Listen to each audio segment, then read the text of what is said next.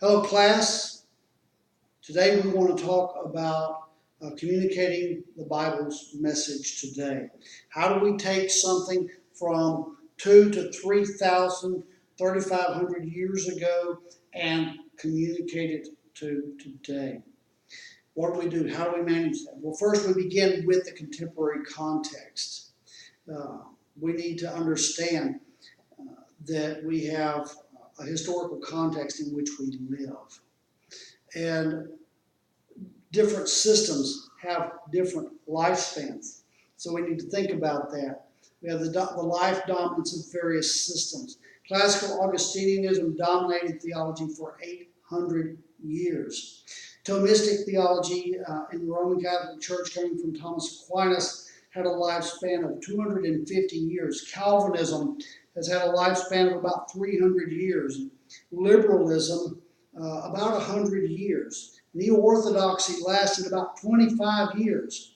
And Boltzmannian demythologizing of the text only lasted for about 12 years.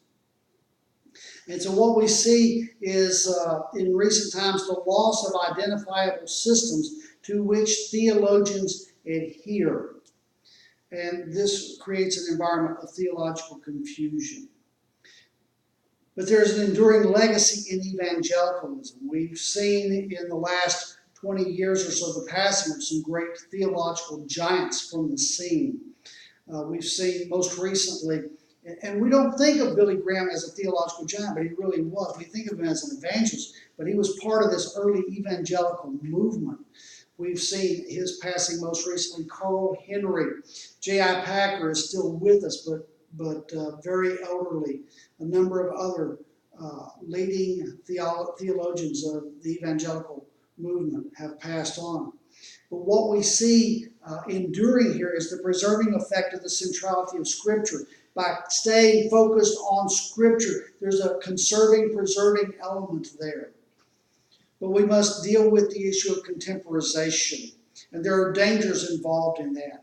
We can identify too closely with contemporary culture and fall into fad theology. I think one of the things that we're starting to become critical of right now is the whole notion of hip-hop culture, of the hipster pastor.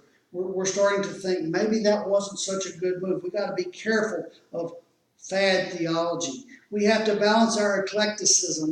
We tend to pull things from different places and put them together. We need to be careful of that. We need to be careful of being a blind follower on the one hand and being a lone ranger out there doing our own thing by ourselves on the other. So these are dangers that we face in contemporization. So what are some approaches to contemporization that we need to consider? Well, we need to remember that there are differences between today and the days of antiquity. That may seem like stating the obvious on the surface, but many, many people come to the biblical text and they read it as if there's no distance of time or culture between them and the text. We got to remember that travel was very different, just as an example, in the ancient world than it is today. And most people never traveled more than 20 miles from home. We have to remember that there are different conceptual frameworks then as opposed to now, and we need to try to understand that. So what is the problem? The problem is how to express the biblical message for today. One offered solution is to stick to biblical terms for biblical concepts and let the Spirit make the message intelligible. The opposite extreme is to judge parts of the biblical message obsolete and jettison them. This may alter essentials of the Christian message. The middle position is to learn to mediate or translate the content of the Christian message into today's culture. Erickson says translators endeavor to make the biblical message understandable to the modern mentality, but do not believe that it necessarily can or should be made acceptable on modern grounds. So it's not about compromising the text, it's about communicating the text. So we have to think about things like the permanent element in the text. What is the permanent element? Well, it depends on where you're coming from. If you're into institutional Christianity, the Roman Catholic Church says that they are the permanent element. that they are the unshakable foundation, that Peter is the rock and the Pope is the heir of Peter. And so Roman Catholicism views institutional Christianity as the permanent element. In liberalism, in the writings of Fosdick and Schleiermacher, Christian experience is the permanent element. In the social gospel, in the What Would Jesus Do movement, behavior, how you act, is the permanent element. In early fundamentalism and evangelicalism, doctrinal consistency, as expressed by J. Gresham Machen, is the permanent element. Doctrinal consistency.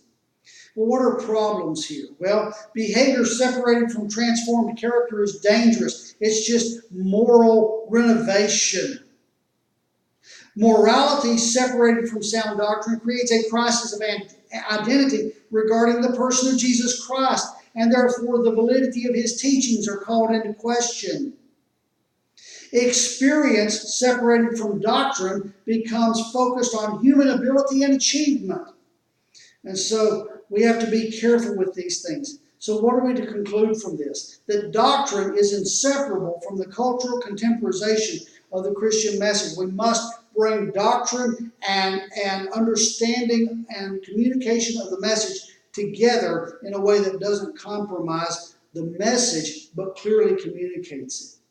So that brings us to the nature of contemporization. We deal with the issue of translating the Christian message. And this requires us to understand and accept and submit to the role of the Spirit to give understanding and conviction. The Spirit, there comes a point at which the Spirit simply has to open the minds and the eyes of the person you're dealing with and convict them of sin, righteousness, and judgment. We need to recognize the role of the believer to make the Christian message as understandable as possible. Thus, what we must do is to retain the essential meaning of the biblical teaching while we apply it in a contemporary setting, says Erickson. So we need a method. The method must first of all determine the essence of first century doctrine. Focus on common elements between then and now and determine the essence of first century doctrine. Then distinguish between the permanent concept and its temporary expression. And so that brings us to the issue of permanence, the criteria of permanence. There is a constancy across cultures. This is the principle of sacrifice. There's a constancy across cultures. Every culture, there are certain norms that carry through. There is this universal setting of humanity in which we live that Jesus speaks to in Matthew 28:18-20, when he speaks of the Great Commission going forward until he comes again at the end of the age. There is a recognized permanent factor as a basis upon which to build our theology. There is an indissoluble link between an essential doctrine and its experience. And finally, there's the position of the doctrine within progressive revelation. Where does it fit in God's larger plan of redemption as you're dealing with either the Old Testament or the New Testament? Where does it fit in the progressive development of revelation?